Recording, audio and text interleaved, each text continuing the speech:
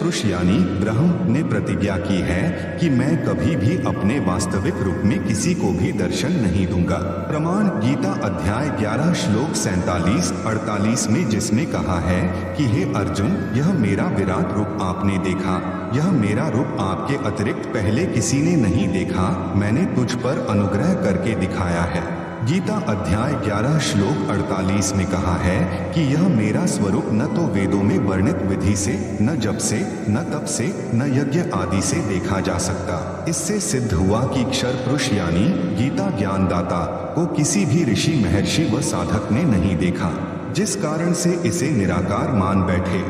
सूक्ष्म वेद यानी तत्व ज्ञान में कहा है कि खोजत खोजत था किया, अंत में कहा बेचून यानी निराकार, न गुरु पूरा न साधना, सत्य हो रहे जून जून यानी जन्म मरण। अब गीता अध्याय 7 श्लोक 24 से 25 में गीता ज्ञान दाता ने स्पष्ट कर ही दिया है कि मैं अपनी योग माया से छिपा रहता हूँ, किसी के समक्ष नहीं आता, मैं अव्यक्त हूँ, छिपा है तो साकार है। अक्षर पुरुष भी अव्यक्त है, यह ऊपर प्रमाणित हो चुका है। इस प्रभु यानी अक्षर पुरुष की यहाँ कोई भूमिका नहीं है, यह अपने साथ शंख ब्रह्मांडों तक सीमित है, इसलिए इसको कोई नहीं देख सका। परम अक्षर पुरुष इस प्रभु की सर्व ब्रह्मांडों में भूमिका है। यह सत्यलोक में रहते हैं जो पृथ्वी से 16 शंख कोस दूर है। एक कोस लगभग 3 किलोमीटर का होता है। इसकी प्राप्ति की साधना वेदों यानी चारों वेदों में वर्णित नहीं है, जिस कारण से इस प्रभु को कोई नहीं देख सका।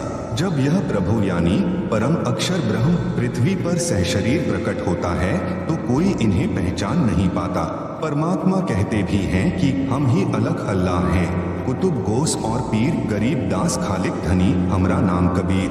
हम पूर्ण परमात्मा हैं, हम ही पीर अर्थात सत्य ज्ञान देने वाले सद्गुरु हैं। सर्व सृष्टि का मालिक भी मैं ही हूँ, मेरा नाम कबीर है।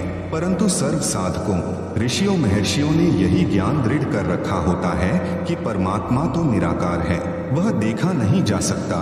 यह पृथ्वी पर विचरने वाला जुलाहा यानी ढाणक कबीर एक कवि कैसे परम अक्षर ब्रह्म हो सकता है? उसका समाधान इस प्रकार है, विश्व में कोई भी परमात्मा चाहने वाला बुद्धिमान व्यक्ति चारों वेदों ऋग्वेद, यजुर्वेद, सामवेद तथा अथर्ववेद को गलत नहीं मानता। वर्तमान में आर्य समाज के प्रवर्तक महर्षि दयानंद को वेदों का पूर्ण विद्वान माना जाता रहा है। इनका भी यह कहना है कि परमात्मा निराकार है। आप सुन रहे हैं जगत गुरु तत्वदर्शी संत रामपाल जी महाराज द्वारा लिखित पुस्तक गीता तेरा ज्ञान अमृत का पेज नंबर 56। आर्य समाज और महर्षि दयानंद वेदों के ज्ञान को सत्य मानते हैं। इन्होंने स्वयं ही वेदों का हिंदी अनुवाद किया है, जिसमें स्पष्ट लिखा है कि परमात्मा ऊपर के लोक में रहता है, वहां से गति करके यानी चलकर सहशरीर पृथ्वी पर आता है, अच्छी आत्माओं को मिलता है, उनको यथार्थ भक्ति का ज्ञान सुनाता है। परमात्मा तत्व ज्ञान अपने मुख कमल से उच्चारण करके लोकोक्तियों, साखियों, शब्दों, दोहों तथा चौपाइयों के रूप में पदों द्वारा बोलता है, जिस कारण से प्रसिद्ध कवि की उपाधि भी प्राप्त करता है। कवियों की तरह आचरण करता हुआ पृथ्वी के ऊपर विचरण करता रहता है। भक्ति के गुप्त मंत्रों का आविष्कार करके साधकों को बताता है, भक्ति करने के लिए प्रेरणा करता है। प्रमाण देखिए वेदों के निम्न मंत्रों की फोटोकॉपियां इसी पुस्तक के पृष्ठ 104 पर।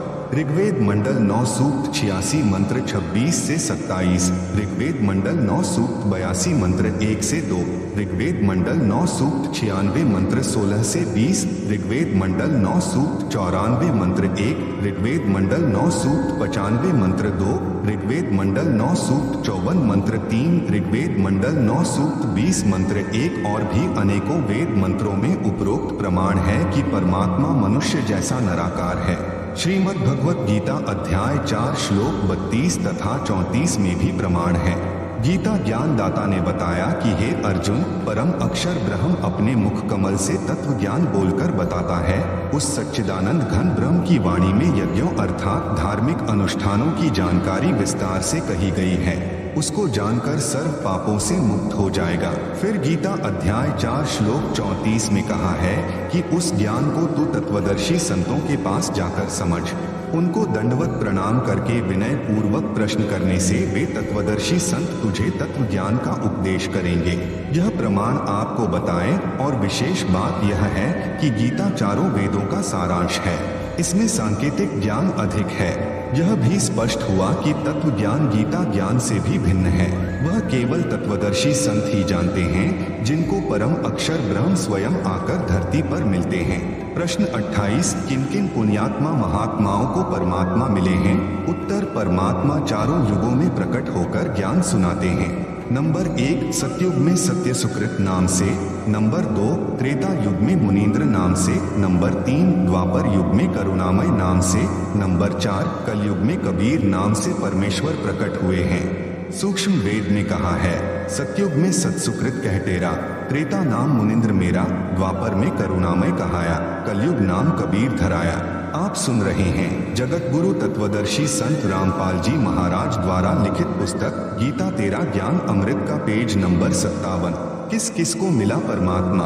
कलयुग में परमेश्वर जिन जिन महान आत्माओं को मिले उनको तत्व ज्ञान बताया, उनका मैं संक्षिप्त वर्णन करता हूँ। संत धर्मदास जी से प्रथम बार परमेश्वर कबीर जी का साक्षात्कार। नंबर 1, श्री धर्मदास जी बनिया जाति से थे, जो बांधवगढ़ मध्य प्रदेश के रहने वाले बहुत धनी व्यक्ति थे। उनको भक्ति की प्रेरणा बचपन से ही थी, जिस कारण से एक रूपदास नाम के वैष्णव संत को गुरु धारण कर रखा था। हिंदू धर्म में जन्म होने के कारण संत रूपदास जी श्री धर्मदास जी को रामकृष्ण, विष्णु तथा शंकर जी की भक्ति करने को कहते थे। एकादशी का व्रत, तीर्थों पर भ्रमण करना, श्राद्ध कर्म, पिंडोदक क्रिया सब करने की राय दे रखी थी। गुरु रूपदास जी द्वारा बताई सर्व साधना श्री धर्मदास जी पूरी आस्था के साथ किया करते थे। गुरु रूपदास जी की आज्ञा लेकर धर्मदास जी मथुरा नगरी में तीर्थ दर्शन, तीर्थ स्नान करने तथा गिरिराज यानी गोवर्धन पर्वत की परिक्रमा करने के लिए गए थे। परम अक्षर ब्रह्म एक जिंदा महात्मा की वेशभूषा में धर्मदास जी को स्वयं मथुरा में मिले। श्री धर्मदास जी ने उस तीर्थ तालाब में स्नान किया जिसमें श्री कृष्ण जी बाल्यकाल में स्नान किया करते थे। फिर उसी जल से एक लोटा भरकर लाए। भगवान श्री कृष्ण जी की पीतल की मूर्ति यानी सालिग्राम के चरणों पर डालकर दूसरे बर्तन में डालकर चरणामृत बनाकर पिया। फिर सालिग्राम को स्नान करवाकर अपना कर्मकांड पूरा किया। एक स्थान को लीपकर अर्थात गारा तथा गाय का गोबर मिलाकर कुछ भूमि पर पलस्तर करके उस पर स्वच्छ कपड़ा बिछाकर श्रीमद् भगवत गीता का पाठ करने बैठे। यह सर्व क्रिया जब धर्मदास जी कर रहे थे, परमात्मा जिंदा वेश में थोड़ी दूरी पर बैठे देख रहे थे। धर्मदास जी भी देख रहे थे कि एक मुसलमान संत मेरी भक्ति क्रियाओं को बहुत ध्यानपूर्वक देख रहा है। लगता है इसको हम हिंदुओं की साधना मन भा गई है। इसलिए श्रीमद् भगवत गीता का पाठ कुछ ऊंचे स्वर में करने लगा तथा हिंदी का अनुवाद भी पढ़ने लगा। परमेश्वर उठकर धर्मदास जी के निकट आकर बैठ गए। धर्मदास जी को अपना अनुमान सत्य लगा कि वास्तव में इस जिंदा वेशधारी बाबा को हमारे धर्म का भक्ति मार्ग अच्छा लग रहा है। इसलिए उस दिन गीता के कई अध्याय पढ़े तथा उनका अर्थ भी सुनाया। जब धर्मदास जी अपना दैनिक भक्ति कर्म कर चुका, तब परमात्मा ने कहा कि हे महात्मा जी, आपका शुभ नाम क्या है? कौन जाति से हैं? आप जी कहाँ के निवासी हैं? किस धर्म पंथ से जुड़े हैं? कृपया बताने का कष्ट करें। मुझे आपका ज्ञान बहुत अच्छा लगा। मुझे भी कुछ भक्ति ज्ञान सुनाइए। आपकी अति कृपा होगी। आप सुन रहे हैं जगत गुरु तत्वदर्शी संत रामपाल जी महाराज द्वारा लिखित पुस्तक गीता तेरा ज्ञान अमृत का पेज नंबर 58। धर्मदास जी ने उत्तर दिया, मेरा नाम धर्मदास है। मैं बांधवगढ़ गांव का रहने वाला वैश्य कुल से हूँ। मैं वैष्णव पंथ से दीक्षित हूँ। हिंदू धर्म में जन्मा हूँ। मैंने पूरे निश्चय के साथ तथा अच्छी तरह ज्ञान समझकर वैष्णव पंथ से दीक्षा ली है। मेरे गुरुदेव श्री रूपदास जी हैं। आध्यात्म ज्ञान से मैं परिपूर्ण हूँ। अन्य किसी की बातों में आने वाला मैं नहीं हूँ। रामकृष्ण जो श्री विष्णु जी के ही अवतार हुए हैं तथा भगवान शंकर की भी पूजा करता हूँ। एकादशी का व्रत रखता हूँ। तीर्थों में जाता हूँ, वहाँ दान करता हूँ। शालिग्राम की पूजा नित्य करता हूँ। यह पवित्र पुस्तक श्रीमद् भगवत गीता है। इसका नित्य पाठ करता हूँ। मैं अपने पूर्वजों का जो स्वर्गवासी हो चुके हैं श्राद्ध भी करता हूँ, पिंडदान भी करता हूँ। मैं कोई जीव हिंसा नहीं करता, मांस मदिरा तंबाकू सेवन नहीं करता। परमेश्वर कबीर जी ने पूछा कि आप जिस पुस्तक को पढ़ रहे थे इसका नाम क्या है? धर्मदास जी ने बताया कि यह श्रीमद् भगवत गीता है। हम शुद्ध रहते हैं, शूद्र को निकट भी नहीं आने देते। प्रश्न नंबर 29, कबीर जी जिंदा रूप में आप क्या नाम जाप करते हो? उत्तर, धर्मदास जी का हम हरे कृष्ण कृष्ण कृष्ण हरे हरे, ओम नमः शिवाय, ओम भगवते वासुदेवाय नमः, राधे राधे श्याम मिला दे गायत्री मंत्र का जाप 108 बार प्रतिदिन करता हूँ। विष्णु सहस्र नाम का जाप भी करता हूँ। प्रश्न नंबर 30, जिंदा बाबा का के महात्मा धर्मदास गीता का ज्ञान किसने दिया? उत्तर, धर्मदास का कुल के मालिक सर्वशक्तिमान भगवान श्री कृष्ण जी ने, यही श्री विष्णु जी हैं। प्रश्न नंबर 31, जिंदा बाबा रूप में परमात्मा का आप जी के पूज्य देव श्री कृष्ण अर्थात श्री विष्णु हैं। उनका बताया भक्ति ज्ञान गीता शास्त्र है। हे धर्मदास, एक किसान को वृद्धावस्था में पुत्र प्राप्त हुआ। किसान ने विचार किया कि जब तक पुत्र कृषि करने योग्य होगा तब तक मेरी मृत्यु हो जाएगी। इसलिए उसने कृषि करने का तरीका अपना अनुभव एक बही यानी रजिस्टर में लिख दिया। अपने पुत्र से कहा कि बेटा जब आप युवा हो जाओ तो मेरे इस रजिस्टर में लिखे अनुभव को बार बार पढ़ना, इसके अनुसार फसल बोना। कुछ दिन पश्चात पिता की मृत्यु हो गई। पुत्र प्रतिदिन अपने पिता के अनुभव का पाठ करने लगा, परंतु फसल का बीज व बिजाई सिंचाई उस अनुभव के विपरीत करता था। तो क्या वह पुत्र अपने कृषि के कार्य में सफलता प्राप्त करेगा? उत्तर, धर्मदास का इस प्रकार तो पुत्र निर्धन हो जाएगा। उसको तो पिता के लिखे अनुभव के अनुसार प्रत्येक कार्य करना चाहिए। वह तो मूर्ख पुत्र है।